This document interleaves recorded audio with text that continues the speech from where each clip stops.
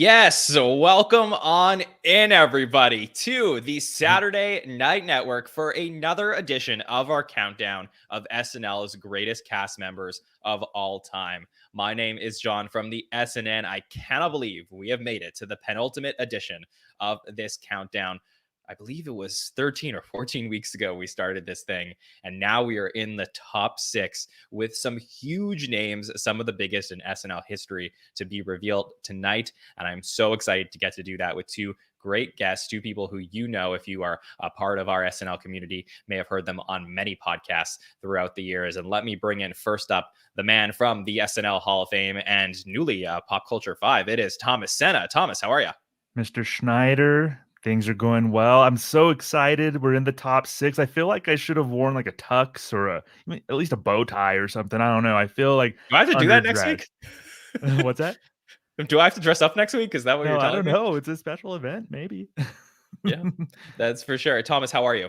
Yeah, things are going great. I love the homework that you assigned us. It's been fun to revisit sketches and characters and stuff. So this is gonna be a really neat conversation, I think, with the three of us. Absolutely. And joining us as well is one of the co hosts of the SNL Nerds podcast, and that is the incredible Darren Patterson. Darren, how are you? I'm doing well, John. Thanks again for having me on this lovely podcast. Can't wait to get into it. Talk about all the best cast members, and I love the theme song. That fanfare just gets me pumped up. I feel like I'm about to fight Thanos when I hear that music. It's beautiful.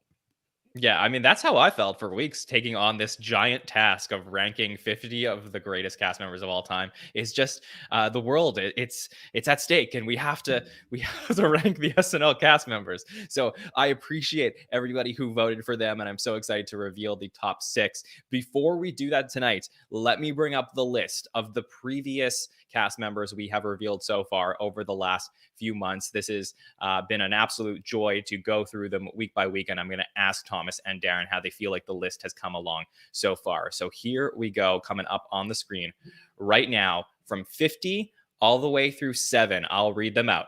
50. Kevin Nealon, then Joe Piscopo, David Spade, Mikey Day, Tracy Morgan, Chevy Chase, Jimmy Fallon, Bowen Yang, Martin Short, Sherry O'Terry.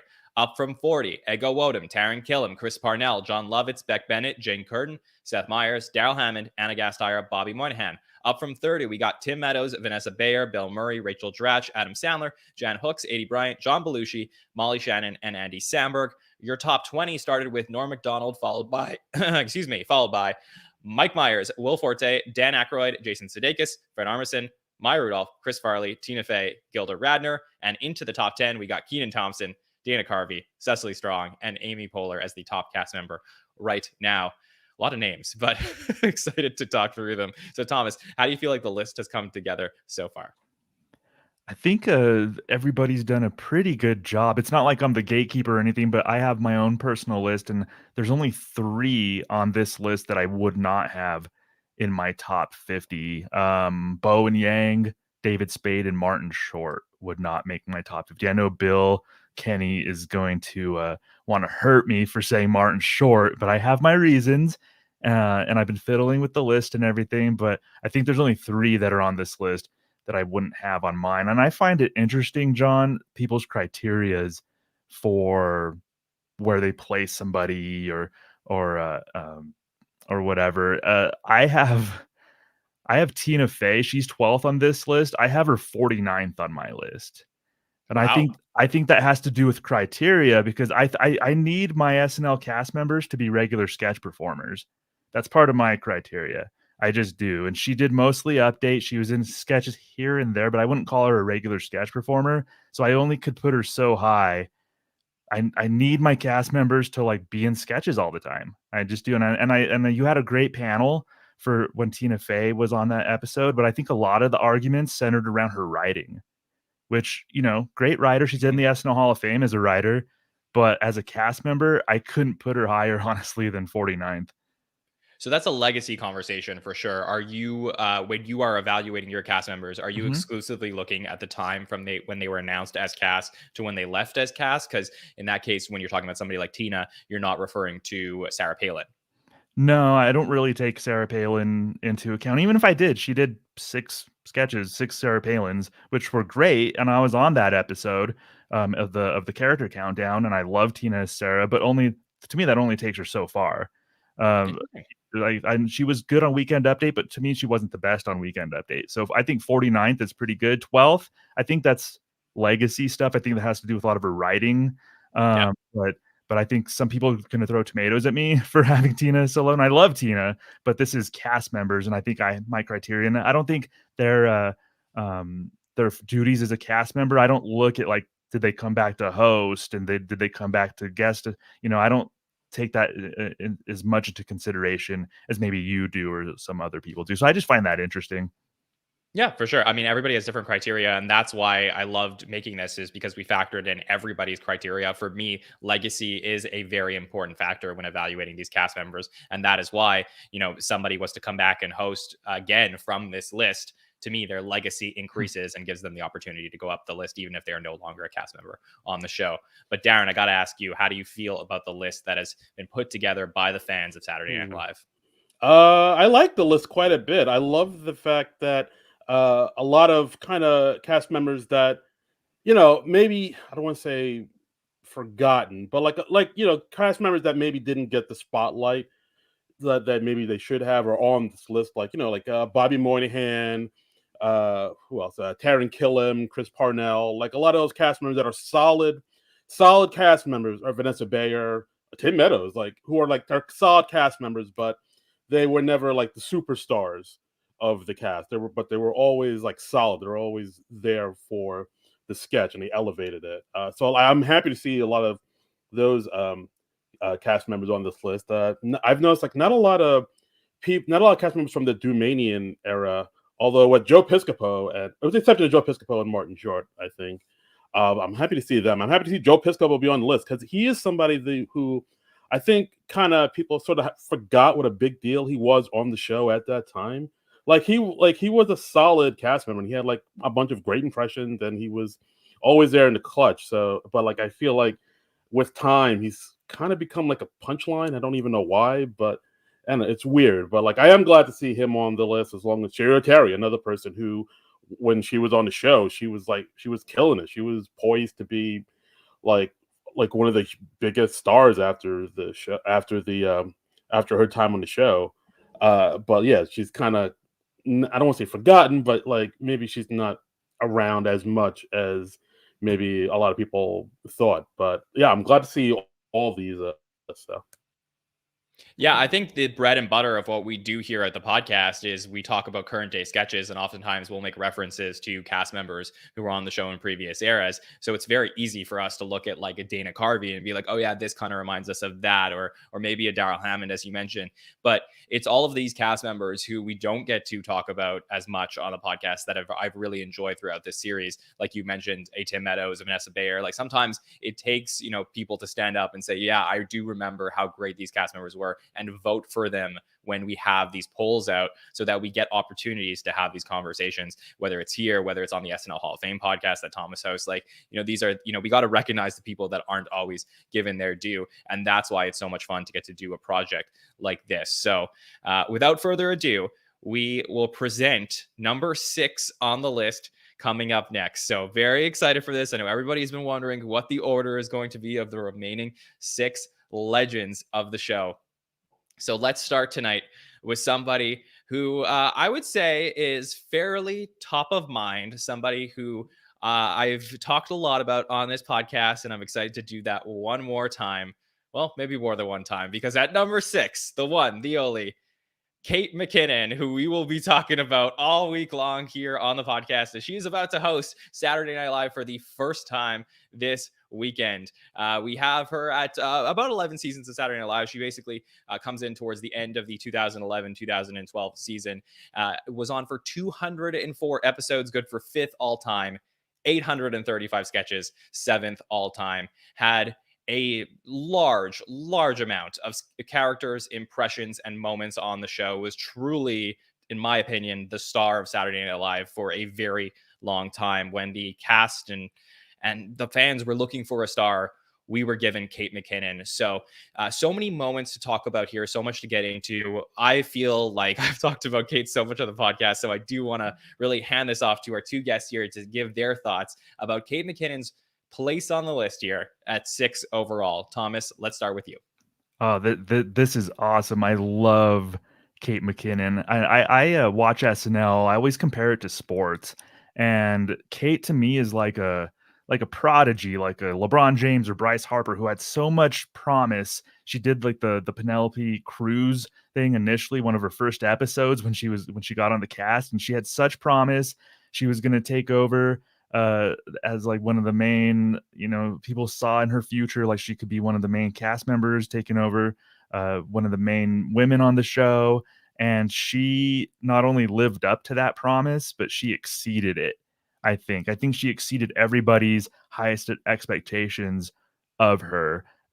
She was just amazing, just popped on screen. Feel like she was taken for granted a little bit by the end of her run as a cast member, and I really hope that viewers knew what they were watching. They were watching an all-time great, and I hope they realized that in the moment. Judging by this vote, I think they did. And I have Kate a number 6 on my list too. So this is, to me, this is exactly where she should be, and that's high praise. Like when I watched Kate over the years, I would always tell myself, like, I'm watching an all-time great in the moment, and I'm gonna appreciate her. So to me, this is wonderful. Kate McKinnon belongs where she is at number 6 here.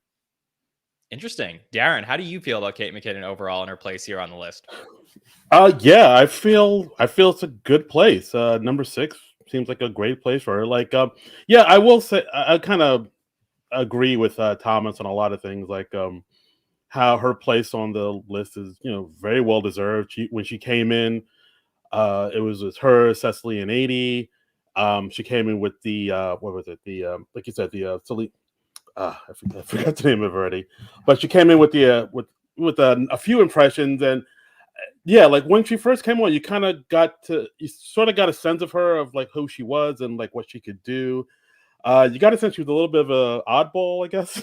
Coming in through with impressions like her Justin Bieber impression, which is pretty spot on. Like if you think about it, like a lot of her impressions, I thought like they weren't spot on impressions, but she kind of was able to capture the essence of the person. Like later on, of course, she would do the impressions of all the politicians, like of course Giuliani, the way she played him, like Nosferatu, or Jeff Sessions, or Lindsey Graham. She was able to sort of dial into something with all those characters and really play it up like that. And but yeah, she really kind of came through with this kind of vibe of her own that I thought was pretty fantastic. And yeah, I think I agree with you, Thomas. Like how a lot of people, towards the end of her run, maybe took her for granted a little bit, because I do remember like towards the end, people were kind of saying, "Oh, Kate's been on the show so long. When's Kate gonna leave?" But like, I mean, you can't deny that like she, in the moment, you were kind of witnessing greatness, and I feel like it's like a thing where you won't really realize what you have till it's gone. So like now that Kate's off the show, people are like, "Oh wow, yeah, she really was one of the greats." But yeah, like it's interesting that how some people don't really recognize that in the moment. But yeah, I would say number 6 for Kate. Yeah, just well earned, well deserved. Yeah, I think this is about the right place for her. Maybe a touch high for me, and we'll talk about where I have her on my list after. But I can't imagine what the show would have looked like over the last 12 years, I guess, without Kate McKinnon on it. When we talk about it's a little bit of a sports stat, but like value or like wins above replacement. Like I feel like if you're going to evaluate every episode of SNL throughout Kate's entire era, you pluck Kate McKinnon out of that episode. I think it's like the value difference is so significant. So to me, that's why she's so well deserved for her praise. To me, it wasn't until I did a proper evaluation of last week's Dana Carvey and this week's Kate McKinnon that I realized how similar of resumes that they do have. I think that she is a modern day Dana Carvey. Dana lived in an era of more recurring characters, but Kate definitely had some of those. She is a great impressionist and probably an underrated impressionist in terms of the history show. I mean, 97 impressions. I think that, there is like longevity here, but I think that's maybe third behind Keenan and Daryl in terms of most impressions in the history of the show. So she did a lot of them, and the show used her heavily in that sense.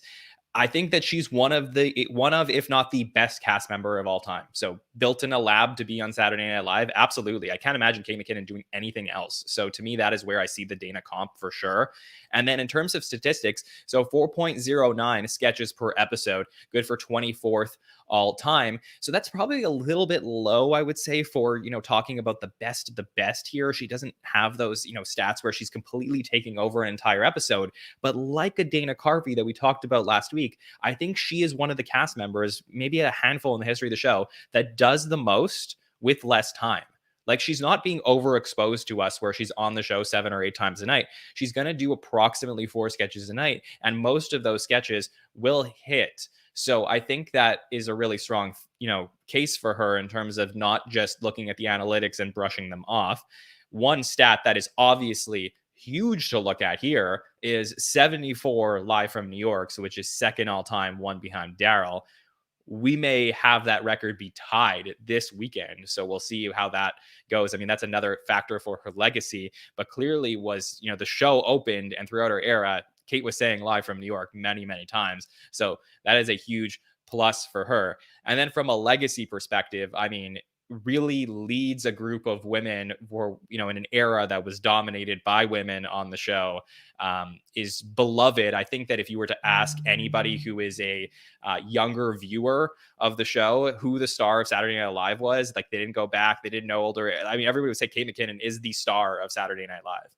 So I think legacy is huge. The fact that she's coming back to host is a huge plus. My only takeaway that I might look in the negative category in terms of legacy is she happened to be a cast member during an era that was a little bit tougher for the show, with, the Trump years where she was forced into playing all of these roles that maybe if she could go back and do it, she may not have.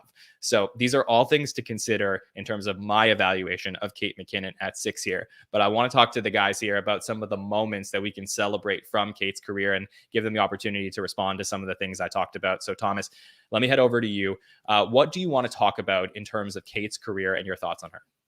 Yeah, well, John, that was a fair point about being in a tough era as far as the political side, but I think Kate navigated that really well. Like her Giuliani was better than it had any right to be, in my opinion. I think she found a really good take on Giuliani. Same with Jeff Sessions, as Darren had talked about. Same with Hillary Clinton. She had the best Hillary Clinton, I think, in the history of the show. So she took it was just a awful time in the country, hard time to do political comedy, especially. And I think Kate navigated that as well as possible. As far as moments, somebody in the chat mentioned Olya Povlatsky. That's kind of where I first really noted Kate in my mind. I love the interplay that she had with Seth Meyers on Weekend Update. There's a sketch from season 44, Teacher Fell Down. Oh, so it was, Kate did some dramatic monologuing about her situation after falling down in class. And it was just wonderful. Kate being more subtle and subdued. And it was melodramatic, but she was just sort of like, I don't know, just go back and watch that from season 44, Teacher Fell Down. And I'm glad Long Island Medium is here for her best moments. That's an early Kate. You have to go back to season 38, and then it's an obscure impression, but it was so spot on, had a really good take. Just so many examples of Kate just cooking on this show. But those are two that, like, Teacher Fell Down is one of the ones that I watched. I'm like, this is so subtle and smart, and I love Kate in this, and I go back to it every now and then. Darren, what about you? What are some other moments from Kate McKinnon's career that you would like to highlight for the listeners? Thomas hit on a couple of them. I mean, Teacher Fell Down is such an odd sketch, but I like it because, like, it's literally just her kind of lying down on the ground, just not getting up, and just, like you said, doing this whole weird soliloquy. It's an odd sketch, but Kate sells it and makes it really work. I mean, as far as other sketches I really like by her, I really loved her as a Debette Goldry, the actress roundtable sketch where she's this older actress from back in the day, and like she talks about like the horrible treatment she went through back in the day. Part of me hopes that when she hosts this weekend that she'll bring back that character. I think that character is like prime for a reboot. Maybe they could do something about the SAG after strikes and talk about AI or something, and then have that character talk about something about back in her day. I feel like there's something there that'd be good for a sketch. What else? What else did I like about it? I mean, of the time she played Kellyanne Conway, I thought were really good. Like there was that one pre-tape where she was like the clown from It that I always get a kick out of, and there was that big Chicago pre-tape where she was singing Kellyanne Conway. I mean, I know like the biggest thing she's probably most remembered for during her tenure is of course the cold open where she played Hallelujah as Hillary Clinton, which I know kind of divided a lot of people. I guess depending on your political leanings or whatever, you thought it was spot on or really not, you weren't feeling it. But yeah, that's probably. I mean, I guess that's one of the most memorable things she's done that I thought Well, it's a was legacy moment as far as I'm concerned. Like, I think you can quibble with should SNL have done it. I mean, it's been, I guess, 7 years now since that moment. So I think we can right. sort of start to look at it in the rearview mirror and say that that is one of the most fascinating moments in SNL history, as opposed to dealing with the, front page news of like, should SNL have, treated it this way? Mm. And I think like, at the moment, I didn't love it. And I think a lot of people were like, it felt like that was a pivot point for us. I've heard like a lot of Mm. like analysts and former cast members be like, that was a pivot point for how SNL does politics. But I sort of think it's one of the most interesting things that's happened in modern SNL history. Yeah, no, it's definitely interesting. It was definitely like a point. But another thing I really like she did is the Doctor We Notice character on Weekend Update, which like it's because like she's dressed up as a doctor and she's kind of rambling on about something, and then it seems like she almost has like a breakdown, and for a minute, like it was really weird and interesting. And like I think a lot of people were like, "Is Kato right?" But like then, of course, you see that she's kind of planned in that breakdown, and it was just sort of supposed to reflect the way a lot of us were feeling at the time. So I do like the fact that like even though she came up in this era where things weren't great politically and people were feeling very unsure of themselves, she was able to sort of take that and kind of reflect it onto the audience and kind of help us all sort of get through it. So those are all things that I really liked about Kate. Yeah, absolutely. I feel like we have to also talk about the alien encounter sketches, which were, probably everybody's favorite Kate McKinnon recurring character, where she's going to be the one that had the different experience up in space with the aliens and always have the euphemisms for her holes. And, and yeah, I mean, to me, that was a sketch that I had personal experience with people who had loved the show, but stopped watching it and had only gone back to the show because they saw that sketch. The Ryan Gosling one, and it just like permeated past SNL fandom to have that. So I think those encounter sketches, I do think the way that they ended it with her last episode going up, to space for the final encounter, I think was like so heartwarming. What a great way to give her that send off. Sheila Sauvage is a recurring character that, that one that we always get at the end of the night where she's making out with somebody, that I think is probably also underappreciated, and I'm hoping that we may get that one this weekend, because I just think those were always so fun to have. I think the last one that she did that was maybe with Adam Sandler a few years ago. So that could be one would be excited for. So the fact that she had a couple of really great recurring characters in an era that wasn't known for recurring characters, to me is a symbolism of her greatness. So I just think that to me she's a very unique cast member in the modern era to talk about, and one that like we have to be careful with hyperbole because we need to give these cast members time to like let them go and properly evaluate their legacy. So I'm happy we're doing this now, a year and a half after she's left the cast, as opposed to maybe if she had left this past season at the end of 48.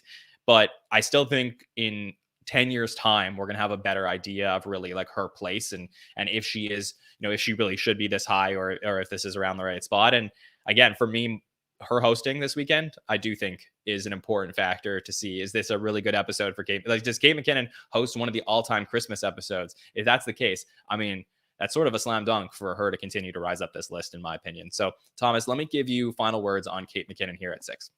Yeah, Kate came on. She started toward the end of what many of us consider a golden era of SNL with like Bill Hader, Sudeikis, Kristen Wiig, all of those cast members. And Kate had like the unfortunate task of following that cast in that era. But she, along with Keenan, Cecily, like, I mean, Kate was like one of the main factors in why the show stayed steady after a golden era. Because sometimes there's after the first 5 seasons, the show was a little in limbo, and maybe after Farley and Carvey and Hartman left, there was a season or two, a season and a half where the show was in limbo. So that's not always easy to follow like legacy and golden era casts like that. But Kate and, like I said, Keenan and the rest of them did such a good job of keeping the show afloat and top of mind. And I think that's another thing that she should be commended for. Darren, final words on Kate at 6. Yeah, just to echo what Thomas said, like she came in when they were kind of doing a whole, the whole kind of bringing around like a whole new cast. Like you said, like Kristen was leaving, Bill was leaving, everybody was leaving, and a lot of people were concerned, like, oh, what's this new cast going to be? It's, is SNL dead? As they always say every time they bring in a new cast. But yeah, it seemed like Kate and the rest of them just kind of hit the ground running, and they sort of created their own legacy. And I'm reading the chat, like the whiskers are we, and things like that. And like like Kate like really kind of had that star quality, like almost from the jump. Like I would say within the first couple episodes, people were like, "Oh, who's that person? She's really funny," and like she started to kind of quickly become the favorite. And I mean, it's easy to see why. She's like super funny, and she just has that star quality. And yeah, it's like what Thomas was saying earlier. Like we were watching like history in the making. At the time we were watching like possibly one of the greats just sort of come into their own. And yeah, no, Kate's fantastic. And will history be made this weekend, as Kate, like I said, could tie the record for Live from New York's? And that would be incredible to watch among one of the storylines we will look out for this weekend. All right, that's Kate at 6. Let's move on to number 5 here. Somebody I am very excited to get to talk about. Somebody who I just loved watching on Saturday Night Live. What a thrill it was to get to watch their entire career at the show. One of the all-time legends of Saturday Night Live. And number 5, it is Kristen Wiig. 7 seasons at Saturday Night Live, 2005 to 2012. Really joins a few episodes into 2005. And I have spoken about this with Thomas before, actually. Kristen Wiig made SNL for me. I mean, she was as big as it gets during her time at the show. Just a huge, huge deal. Every weekend, I lived through it. Everybody wanted to know, what was Kristen Wiig going to do that weekend at Saturday Night Live? And I think that she took over the show in a way that, I spoke about Amy Poehler sort of like, laying the ground for running the show as a woman. I think Kristen took that baton and basically did things at the show that weren't possible for women prior to Kristen Wiig. I think, we sort of inched towards it. And then for the first time in the show's history, the show is really run by a woman at some point, and that is Kristen Wiig, who is absolutely dominant throughout her time on the show. 135 episodes, good for 28th all time. 744 sketches, good for 13th all time, and only on for 7 seasons. So just picture that, 744 sketches in 7 seasons on the show. Has also hosted the show 4 times as well. So let's talk about the great Kristen Wiig and some of her best moments. Darren, what are your thoughts here? 5 for Kristen Wiig. Yeah, I mean, it's Kristen Wiig. What else is there to say about her? She kind of came in and was, like you said, was a pretty dominant force from the jump. I mean, she was like in a ton of sketches. She had like a ton of reoccurring characters, like the Target lady, Mindy Elise Grayson from The Secret Word. She had her Jamie Lee Curtis character, and I mean the Dunice. I mean, we could talk about Dunice and her tiny little hands all day. Like it, yeah, it was. She kind of had like this weird, very quirky energy that like people really kind of gravitated towards. I still like her Bjork impression. Oh, I so think good. she did. Yeah, it was really good. Like I know she did. They had a sketch about it, but when she was on like the Zoe Deschanel show, but like I don't know. Like I do think about that one a couple times when she was on Weekend Update as Bjork and just singing about Iceland. I don't know why it's in my head, but it is. But yeah, she just had that again, like Kate before. She just had that star quality that people just loved and gravitated towards her. And yeah, I mean, she's like, I mean, when she left the show, she had Mick Jagger sing "She's a Rainbow" to her, and like they don't do that for everybody on the show. So like, yeah, like she's one of those cast members that just had that star quality that everybody kind of gravitated towards and really loved her for. So yeah, she's fantastic. Yeah, absolutely. I mean, you mentioned it. One of the, if not the greatest goodbye in SNL history that we get with the She's a Rainbow, Ruby Tuesday goodbye at the end of season 37, where Lorne Michaels is dancing with Kristen. I mean, it was just like an incredible moment to get to watch in the like totality of the series, just to see something like that, the attention that was given to one cast member and how important she was, and just how dominant she was versus her peers. And ultimately the fact that, like, we talked about Kate McKinnon, who comes right before her on the list, but after her chronologically. And when Kristen left the show, it was like, can anybody ever be like Kristen Wiig again? And I think there is that possibility. But to me, like, she set the gold standard for like what you are looking for in terms of just as well rounded as a cast member that you could possibly have on the show, could be placed in absolutely anything. I love Kristen Wiig, and I'm so excited to get to talk about her here. So Thomas, what about you? Number 5 for Kristen Wiig. How do you feel about her spot on the list? Yeah, I think anywhere between 5 and 10, honestly, makes sense to me. I have her 9, which might sound a little low to you, John.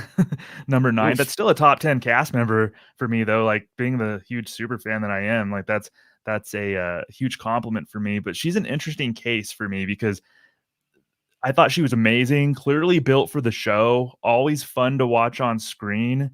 But like her lows, and this might be a testament to her taking chances at least and having fun, but some of her lows and the things that I didn't like were very low.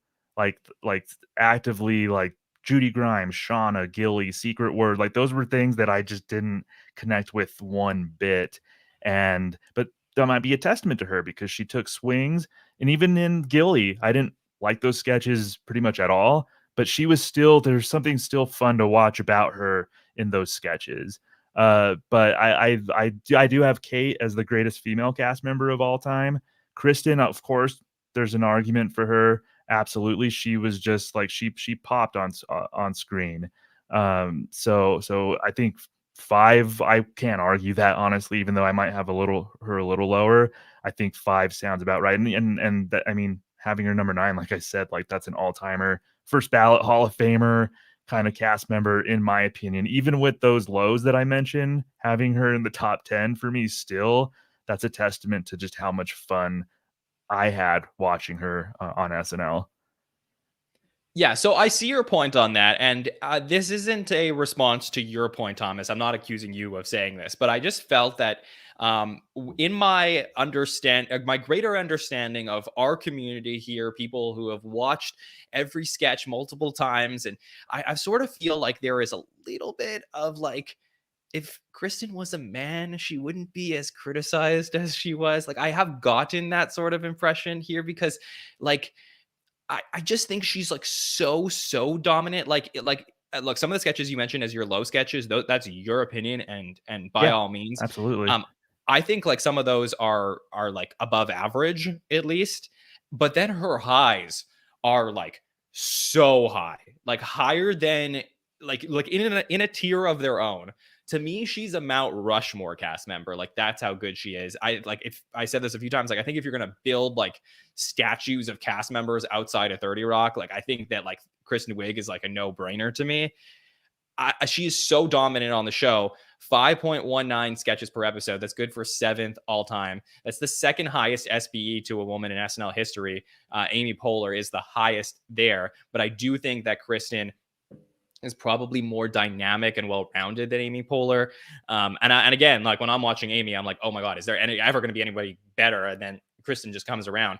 And so I want you guys to hear this out. You may say this is a problem with overexposure, but I disagree. 129 sketches she was in seasons 34 and 36. Okay, 129 sketches. That's like unheard of. You will not. I don't think we'll ever get that again in SNL history. 129 sketches. The only times that has ever been beaten were I'll go reverse chronologically. Will Ferrell in season 23. So you'd have to go back 10 years for that. Then Phil Hartman gets more sketches in 18, 17, and 16. And then Chevy Chase in season 1. So we're talking about like literally the best of the best here in terms of analytics and production. To me, like she checks all the boxes. Made for SNL, no doubt. Analytics, one of the greatest resumes in SNL history. Only thing I'd say is missing right now is she well deserves to be in that 5-timers club. So I will wait for that. And then I think that she has everything you would ask for. And from a legacy perspective, again, like I just think you got to see it with the Ruby Tuesday, She's a Rainbow, that moment. Like that is as big as it gets in terms of seeing an on-screen legacy moment for a cast member. So to me, she is everything that you can argue as being the greatest cast member of all time. I don't have her number 1 on my list, but she's really damn close. And I will acknowledge the fact that during my peak SNL watching time, she was, as great as it gets. So I understand I'm looking through rose-colored glasses a little bit, but nobody can tell me that Kristen Wiig is not a top 10 cast member in SNL history. Let me head over to the guys for some other moments, though, that we want to celebrate from her career. So, Thomas, for you, when you were looking through the list of moments that you enjoyed from Kristen's career, I know you mentioned some of the lows, but give me some of the highs. No, let me be clear. I have a laundry list of things that I loved Kristen in. And yeah, you were my guest on SNL Hall of Fame, and we talked about Kristen Wiig, and we got to like talk about this. So, I mean, there's somebody in the chat mentioned, and I had noted from First Night Out with Will Ferrell. She played a really weird. She and Will Ferrell played.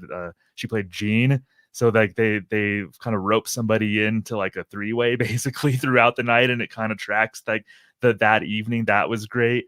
She was awesome in the 2 A-holes. There's 2 moments though, and one of them actually is probably polarizing that I like. And this is an example of over the top Kristen that I really enjoyed. And it was the Liza Minnelli tries to turn off a lamp. That I marked that one down too. It's so I good. love that. And I've seen people say they hate that, but I couldn't disagree more. That's wonderful. That's like Kristen just totally unleashed, just being goofy, her dancing, her movements, her cadence. Like that was wonderful. Liza Minnelli tries to turn off the lamp, and then something earlier, and it's more subtle, Kristen, more awkward. It's Carpool with Alec Baldwin from season 32. And then they co-workers who decided to go to carpool to save gas or whatever, and they get into this conversation, and it turns out it's like becomes really awkward. They offend each other in different ways, and Kristen just plays that like subtle awkwardness so well. So those are kind of 2 sketches that are on different sides of the ends of the spectrum that I love from Kristen. But I can go down the list of like don't get me wrong, like she was in so much that I just absolutely loved. Yeah. I mean, when I was in high school, I would watch, like I've always talked about this a lot. Like Will Forte sketches to me were like my favorites. I could just like send them to everybody. They were hilarious. Andy Samberg in The Lonely Island was the stuff like I wanted to recreate. So like we did that. Like that was fun to like make music videos and like learn how to work that equipment and try and figure that out. But it was really like this Kristen Wiig recurring characters that I think were the most like water cooler talk that happened during that era of the show, where you get people like Sue the surprise lady that like everybody was talking about seeing. Penelope, every like girl I knew was doing Penelope, like or some version of Penelope. The 2 A-holes with Jason Sudeikis, like these were like moments that like people just like clung onto and loved. And like I just like, so I think for me, like I go back and I watch some Kristen Wiig sketches, and I'm just like, I miss what she brought to the show. It was just this like absolute joy of doing sketch comedy that I'm not saying that they don't have that now, but like there was nothing like having Kristen Wiig for me on the show. Darren, for you, any other moments on your list that you would like to talk about? Yeah, well, I'm looking in the chat. There's one that somebody talked about that reminded me of something of the Almost Pizza sketch. That was hilarious. Like the way she was. I mean, she was kind of like I don't want to say the straight person, but like she kind of like was a little bit more subdued than she normally is, and I really like that pre-tape quite a bit.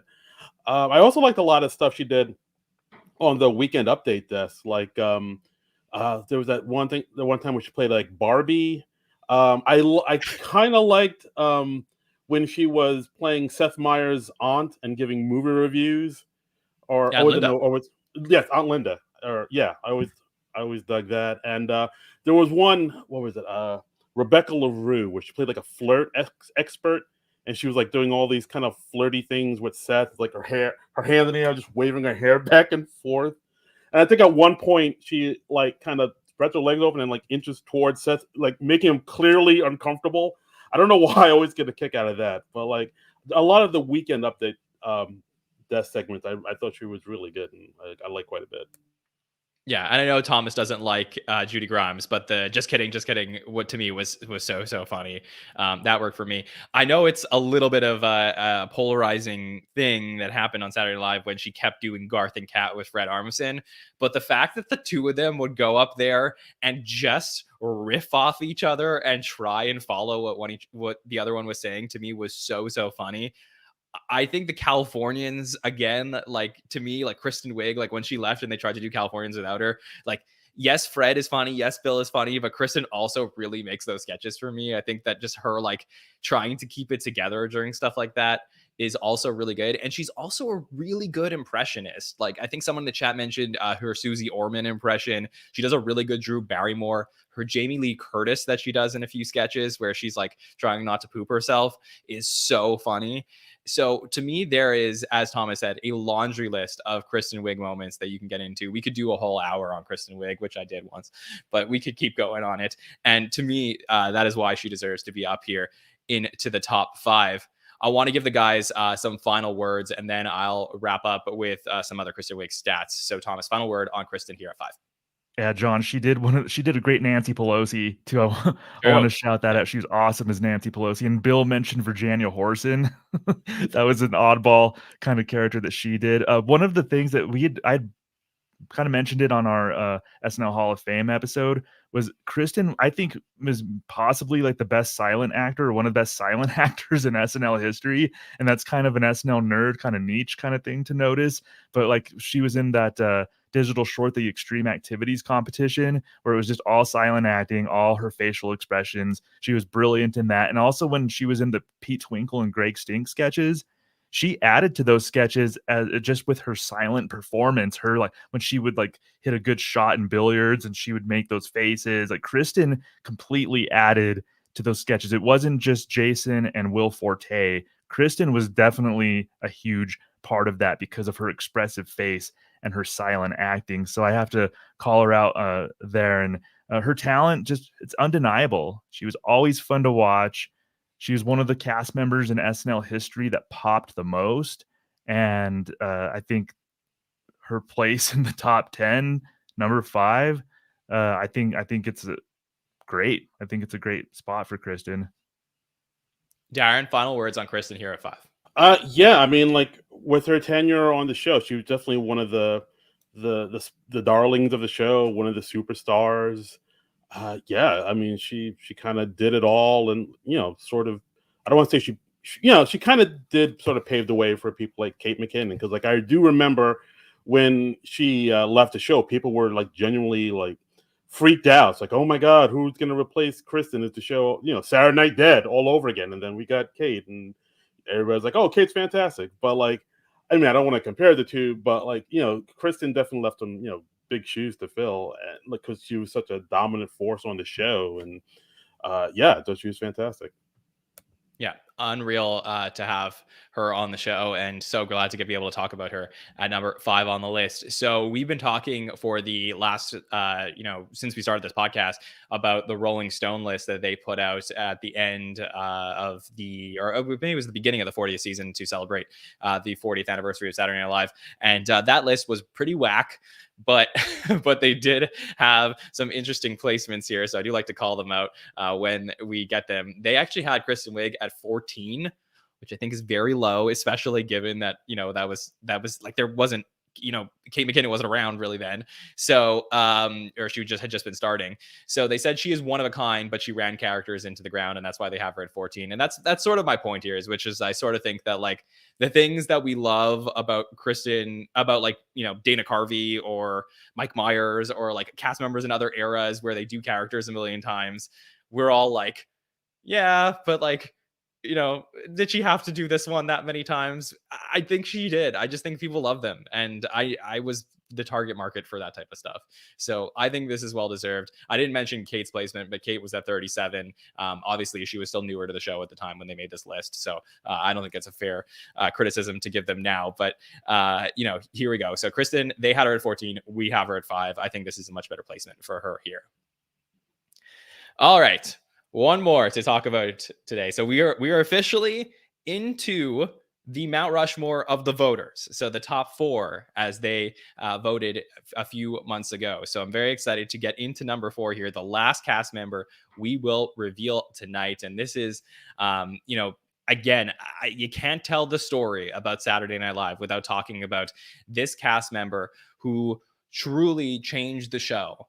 And let's talk about the legend at number 4, Eddie Murphy, here, 4 seasons on Saturday Night Live, approximately. Basically starts in December of 1980 and leaves in February of 1984. 64 episodes as a cast member, good for 56th all time.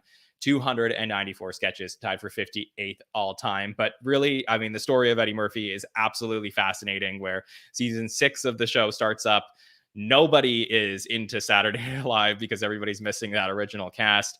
And, they're giving all the new cast members a pretty hard time. The great Eddie Murphy gives some calls to NBC. Neil Levy ends up recommending Eddie Murphy to Gene Dumanian, and ultimately they give him a shot. He gets some time on Weekend Update, and he just shows what a force he is.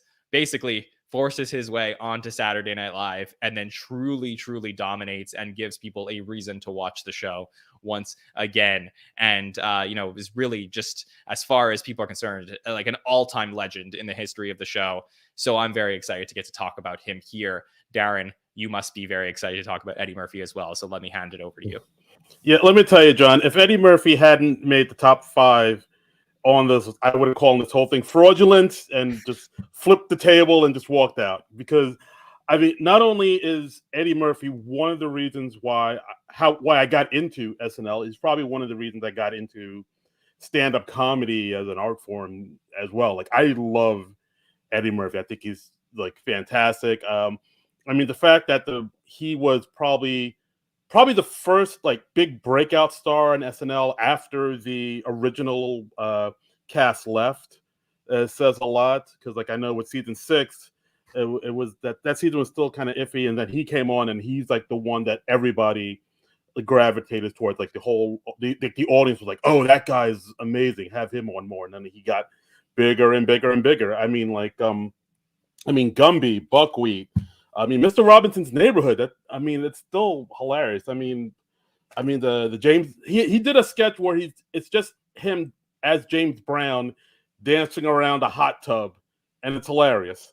I mean, he's one of the cast members that got to host the show while still being a cast member. I mean, the dude is phenomenal. He came in like so young, and he just has it. He's great. It's Eddie Murphy. He's fantastic. The end.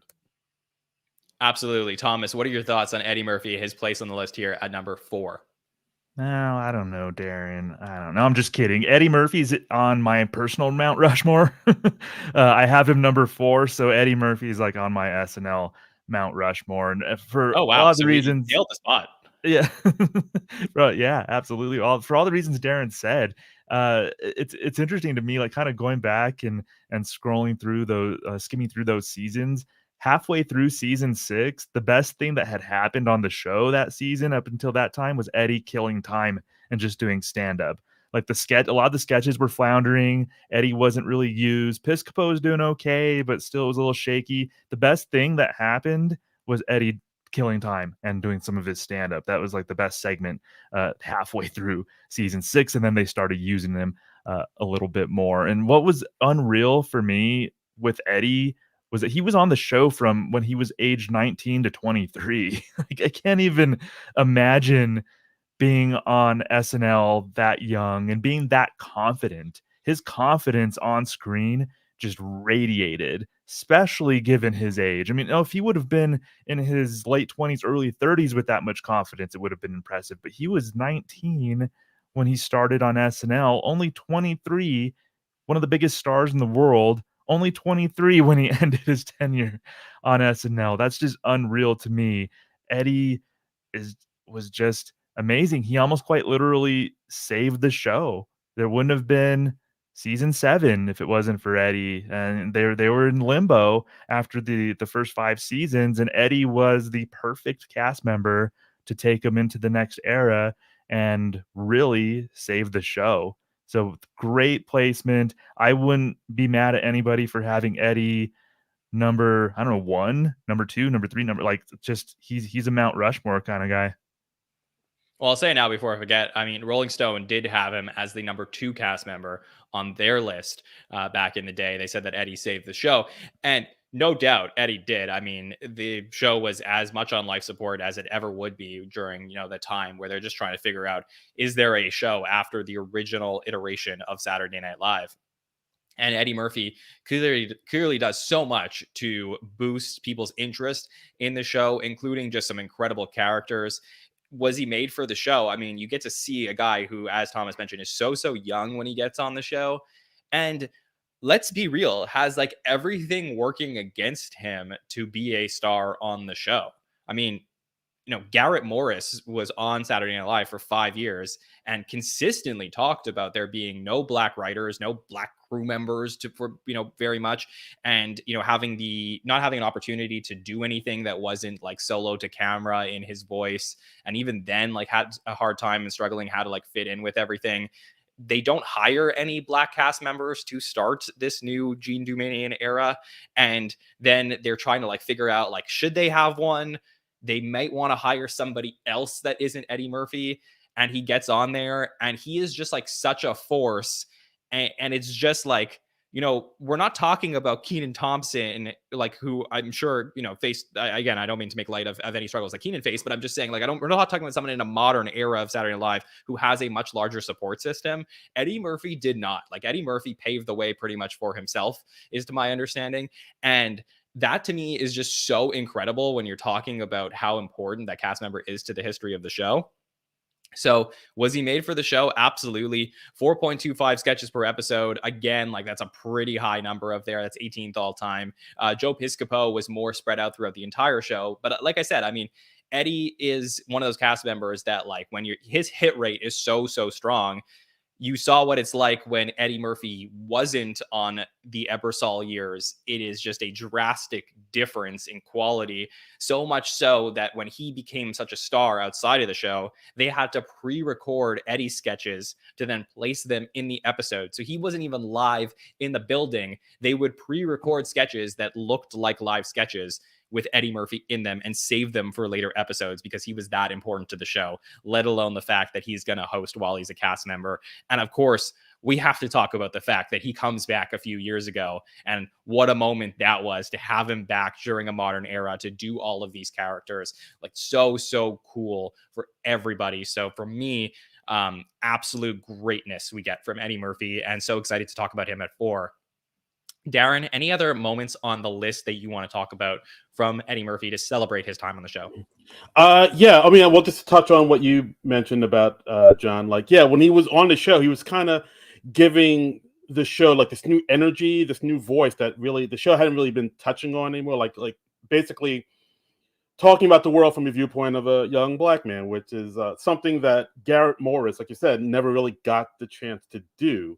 So, like, when he was coming with his characters, like, Tyrone Green or his weekend update segments, like, he was kind of coming in with this energy that the show never had before, or maybe never even thought to put on before. But, like, it was just, it was just like something that the audience hadn't seen before and was like new and fresh. And I don't know, he just sort of honed that energy and just took off with it. I mean, I don't know. I could talk about him all day. Like, he's my Kristen Wiig, John, like yours. But yeah, I mean, I think he's just phenomenal. I mean, one of my favorite pre-tapes on SNL that he did. I mean, White Like Me. I could talk about that forever. It's just like it's such a simple idea for a sketch, but it's so well done, and it has a message, but it doesn't get preachy about the message. Like it's funny first, and then you see like what they're trying to say, and it just that hits you harder. And like I would say that's probably like that sketch. If you have guys look up White Like Me if you haven't seen it, but that sketch almost was like ahead of its time. It kind of felt like a sketch that like Chappelle show would have, or maybe even like In Living Color would go on to do. So like I don't know. Yeah, I or like really maybe Richard. It had like Richard Pryor influence, I would say, maybe a little mm. bit. And then, but yes, you're totally right. Like you would just not see a sketch like that in full form. Then, like that would be something you would expect to see way later on in modern history. Yeah, but the fact that like, he was doing this thing talking about like race, and it's if you watch the sketch, it's still relevant to today. It still hits just as hard like now as it did then. And I don't know, it's one of my favorite pre-tapes SNL's ever done. I mean, I don't know. Eddie Murphy's dope. Number 4, he's dope. Done. Thomas, anything else on your list from Eddie's time at the show you want to talk about? Yes, Darren mentioned Celebrity Hot Tub Party. That's one of my all-time favorite sketches. And you're right, it's just Eddie playing James Brown around a hot tub, but it works on so then there's levels to it. Just that sketch works. He also did as James Brown a really good it was James Brown as Annie. He was singing Tomorrow as James Brown, which was fantastic. Go watch the first rendition of Mr. Robinson's Neighborhood, season 6, episode 11. It was fully formed. Eddie was already so confident with that character. It's the first sketch, and he just knocks it out of the park. Tyrone Green, the inmate that was also a poet. That was the famous "Kill My Landlord" poem. CILL, my landlord. I also have buckwheat. So something that I wish SNL would do more, and I usually don't say something like that, but is runners, but not just runners within an episode. When Buckwheat is shot in season 8, that was a runner across 3 separate episodes. That was so good. There was like a narrative across 3 different episodes. So Eddie played Buckwheat, of course. He played John David Stutz, who was the assassin of Buckwheat, and he also played Buckwheat's bodyguard in a sketch. And that was 3 episodes in a row. Such a fun runner, and he was just so fun as Buckwheat. Just in general. So those just really stand out. Just much like Darren, I have like a whole laundry list of things that I could bring up. His chemistry with Joe Piscopo was great. Pudge and Solomon was a really kind of underrated thing in that era that he and Joe Piscopo did. So much stuff that Eddie did, man. This guy was great.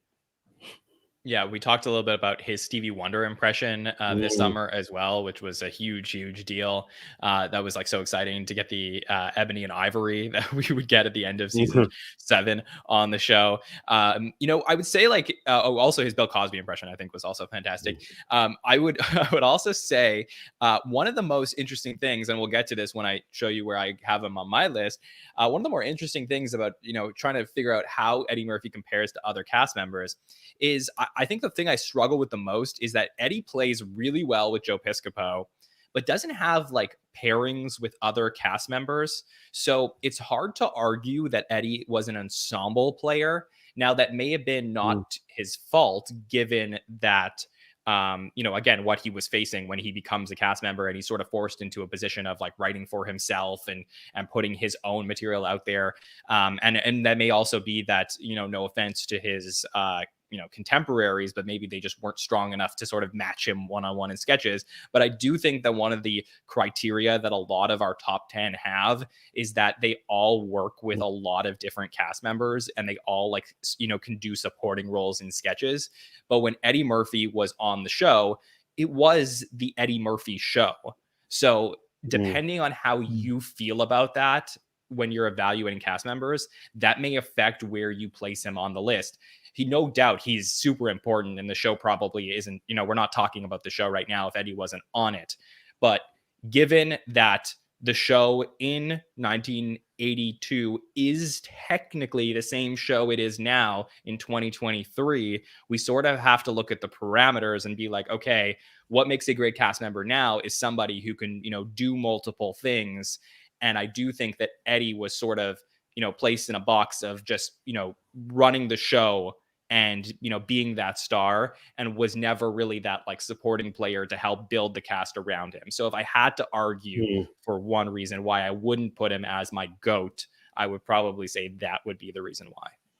Okay. I mean, the only reason I see what you're saying, John, but that might have been because of the the people, the powers that be over at SNL, because like you said, like the show was kind of on its last legs, and they saw how uh, the audience loved and reacted to Eddie Murphy, so they were probably just like, just put him in everything, and like they kind of gave him the keys to the kingdom just to keep the show afloat, and maybe didn't think about trying to make him like an ensemble cast member, like you said. They're just like, all right, just put more and more and more of him, and he'll get us, to where we got to go, and because he's just that dynamic.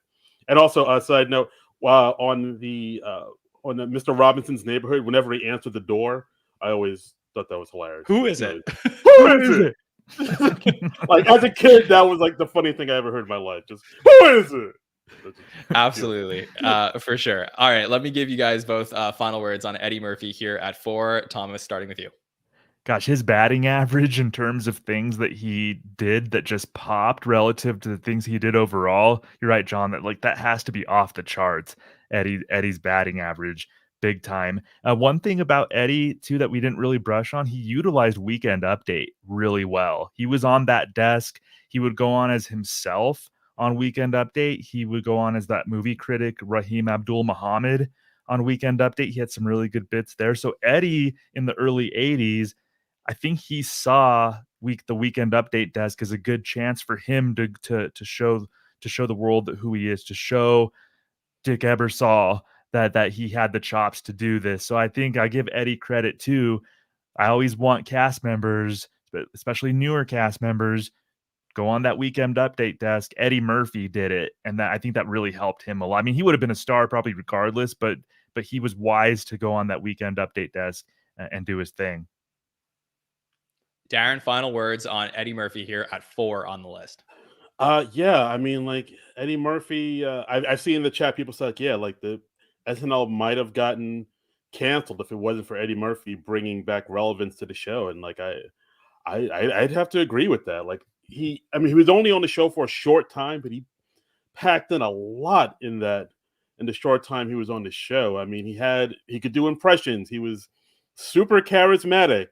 He was really funny. There was that one sketch, and the best moments, the Little Richard Simmons show, where it's literally him just kind of doing a Richard Simmons, Little Richard impression, and just like getting into the audience and like actually being, like doing exercises with the audience, and everybody loved it. He's just like one of those, energetic, charismatic qualities that has it. Like I think that's been the main thread throughout all these cast members we've talked about today. They all had that it factor, and yeah, I mean, when you think, yeah, it's one of the things where like you can't talk about the history of SNL without talking about Eddie Murphy. He was like integral to the show's growth, and he is fantastic. The end. Thank you.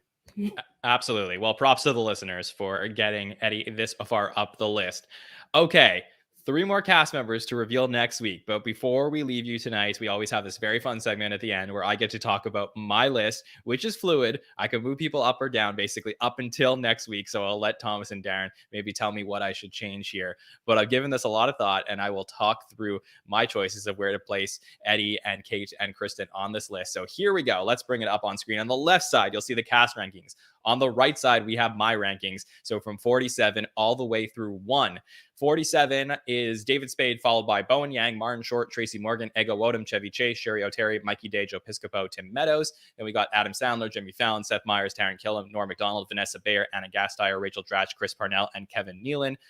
Bobby Moynihan is at 27, up to Beck Bennett, Eddie Bryant, Molly Shannon, Tina Fey, Andy Samberg, Maya Rudolph. In my top 20, I got Fred Armisen, Will Forte, Jane Curtin, John Lovitz. 16 is Mike Myers. My top 15 right now is Daryl Hammond, Chris Farley, Cecily Strong, Jason Sudeikis, John Belushi, Jan Hooks, Bill Murray. And at number 8, I put Eddie Murphy. So let me explain this, why I have Eddie Murphy at 8 here. I mentioned the part about the ensembleness, which I do feel like a quality that I I really look for in an SNL cast member is the well-roundedness, is the ability to work with other people. Is that Eddie's fault? No, but it's still like I'm still evaluating what I saw on screen.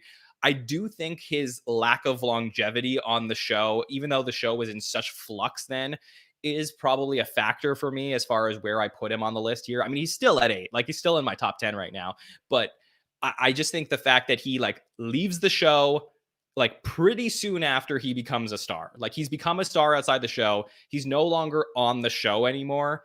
And like, to me, like, I know it's different times, but if he would have just stayed on the show longer, like I think I have him way up on my list. But the fact that like season 6, he's still like coming into his own. Season 7, to me, as great as Eddie is, and probably the only reason to watch it, is still like one of my least favorite seasons in SNL history.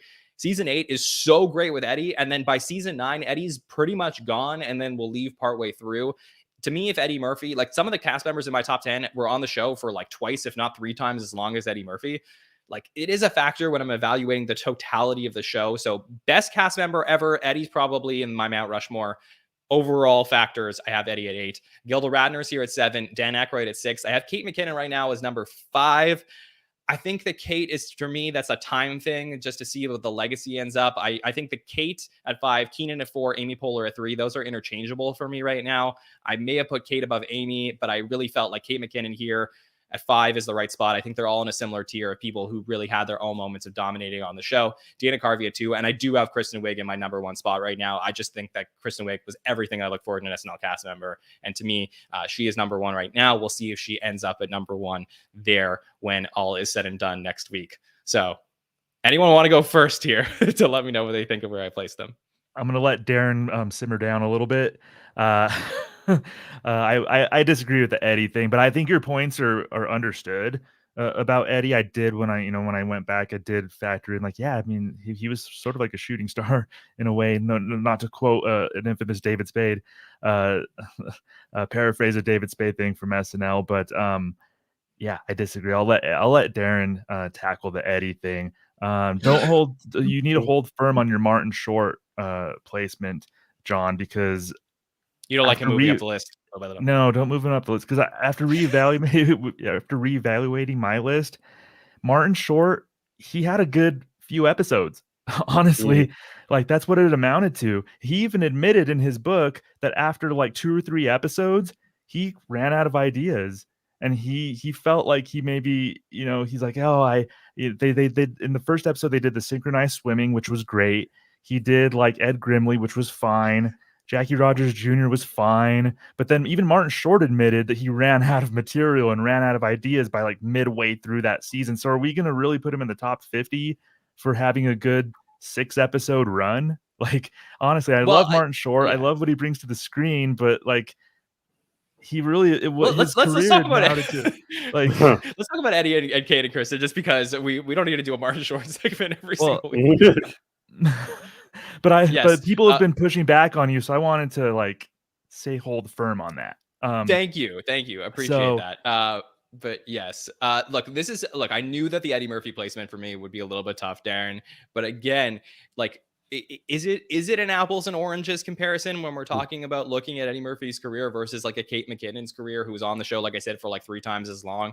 Like, longevity like is a factor here. Like they are playing in the same arena, so it's not like I could look at like the Ebersol years and be like, that was a different show. Like, yes, the show develops, yes, the show evolves, but we are trying to evaluate everybody playing on the same playing field here.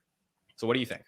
No, I see what you mean about. I'm not angry. I'm not angry about the Eddie Murphy placement or anything, but it is a little bit lower than I'd like.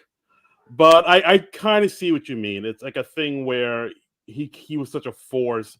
He came in and sort of, I guess dominated. I guess that's the word. Like, and yeah, he was only on for a few years and then just kind of took off and made movies because he was a superstar.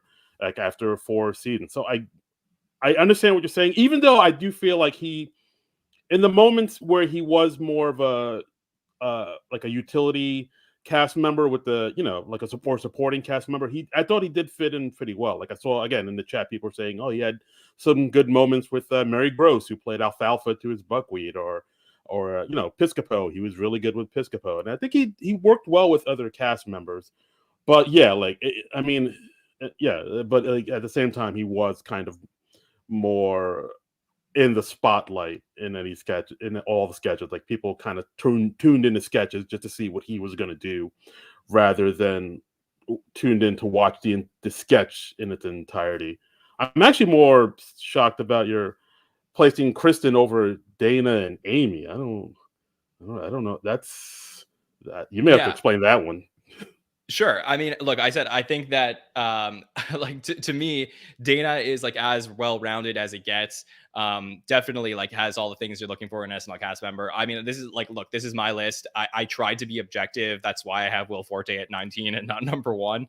But at the same time, I just think that like I said, there's just, you can argue that Kristen Wiig is the greatest cast member of all time. I think you can make an argument for Dana.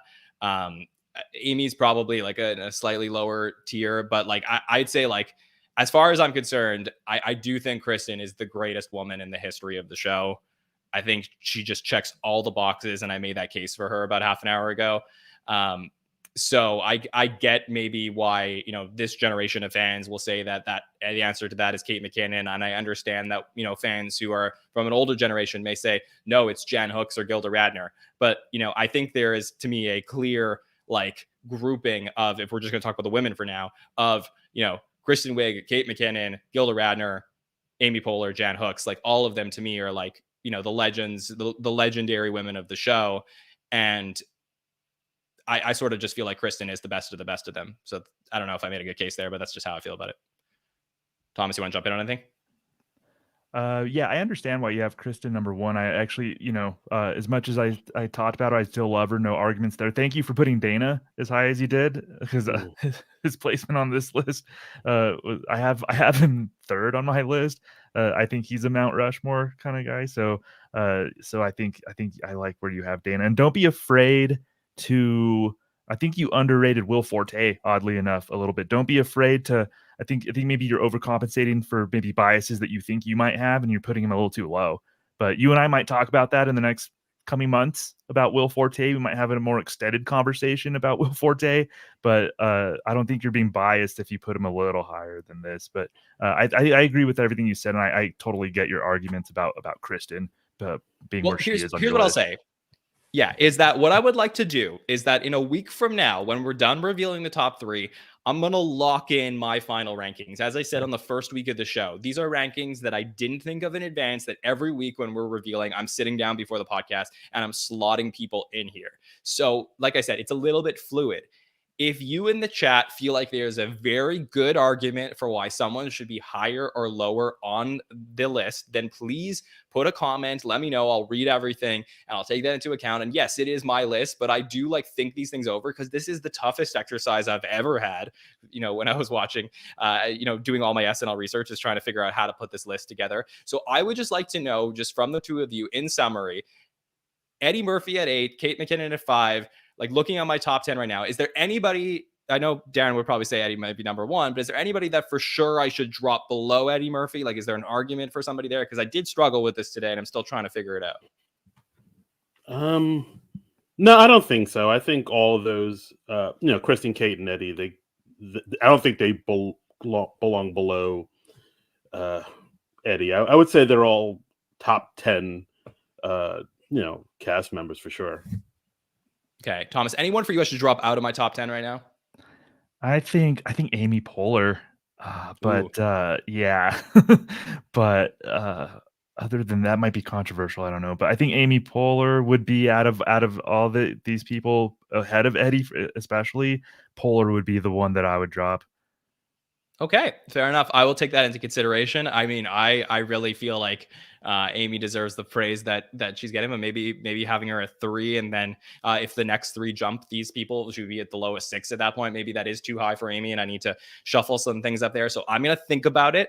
We're going to come back next week. I'm going to reveal my ultimate rankings at the end. So like I said, don't take these as like, these are John's rank. Like we're still putting this together. And then next week, we're going to come back and finalize it all with revealing the top 3 greatest cast members of all time. But seriously, chat and everybody watching live or after the fact, I do appreciate you, bearing with me through this exercise, because I love the show so much and I want to do right. And really for me, this is less about saying why somebody shouldn't be like up there. And this is more why we should celebrate the fact that they are the greats of the greats. That's really all I wanted. And that's why we only did a top 50 cast members list this time.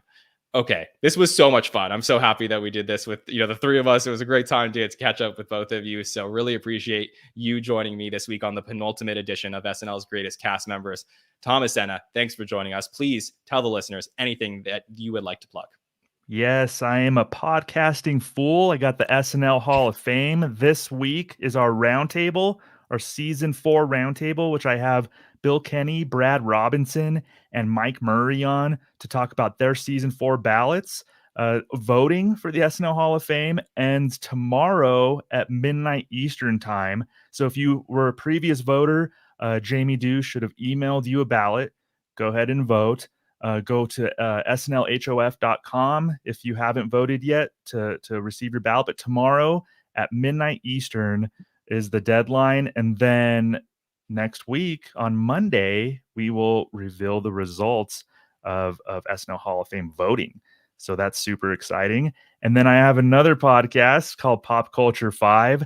Jeremy Dove and I, we find our 5 essential things or just 5 essential things about any given pop culture topic. Darren, 2 weeks ago, we did our 5 essential Eddie Murphy movies. That might be up your alley. I don't know. So this week we released 5 essential grunge songs. Next week, it's going to be 5 essential 2000s SNL episode or 2000s SNL sketches. So this is going to be an SNL related one next week on Pop Culture 5. So go check us out. Let me guess. It's been a lot of fun. Can I guess one? Oh, good. Do you have your list already or no? Or am I influencing it? Go ahead. No guess. You did more cowbell is obviously there, right? I mean, I don't know. Find out.